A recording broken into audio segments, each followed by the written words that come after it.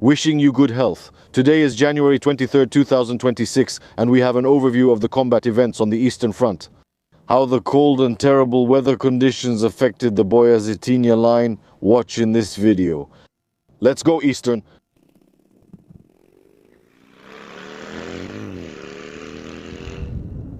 It was a tough week, with nighttime temperatures at -18 and daytime at -10. Also, due to the enemy's pressure, many of our positions, pilots and artillery were destroyed. The front line hasn't changed much, but that's how it is. Let's start from the north.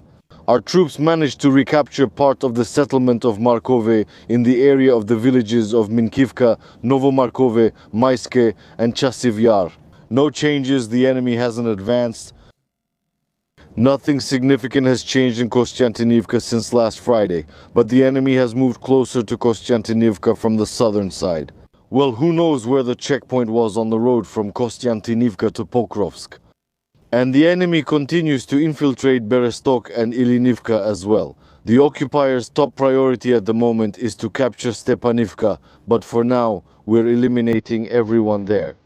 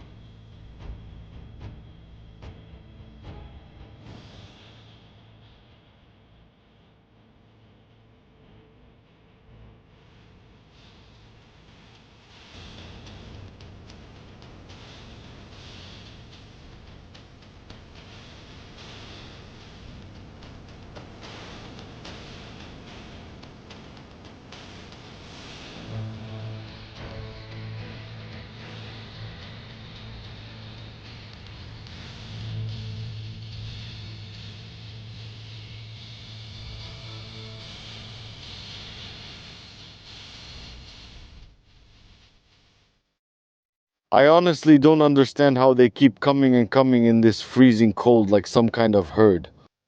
Intercepted communications reveal many have frostbite. Sadly, our side also has cases, and some Russian prisoners have first and second degree frostbite on their limbs. They just keep replacing the frostbitten ones with fresh troops, the ones we eliminate, and the next day new ones come in. It's endless. Here's an example. A few of those bastards made it to the shelter and hid there.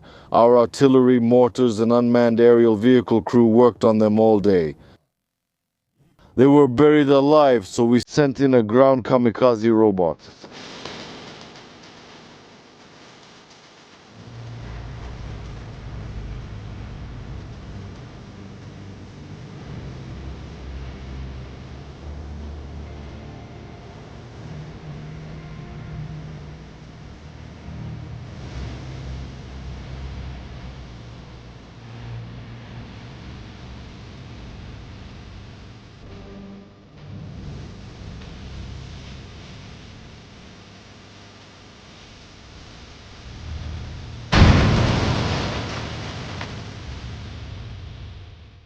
We hit them from above with a TM mine, and they're still alive.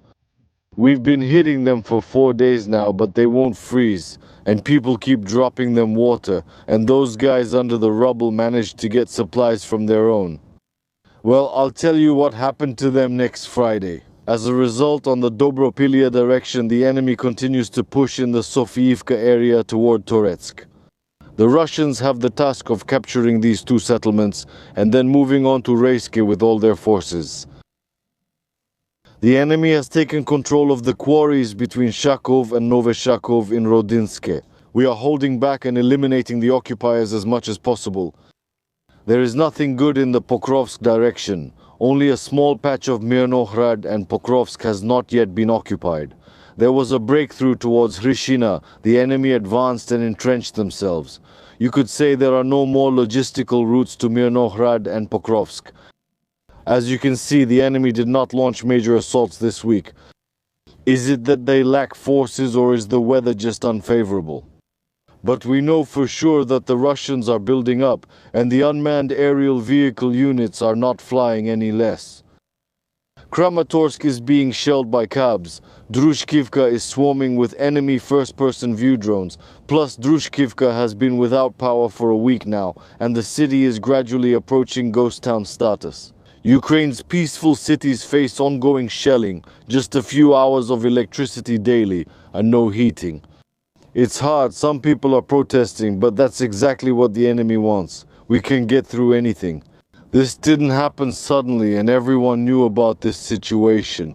In 4 years, you could have prepared your home somehow. What's the point of protesting if we, the military, could be killed for it?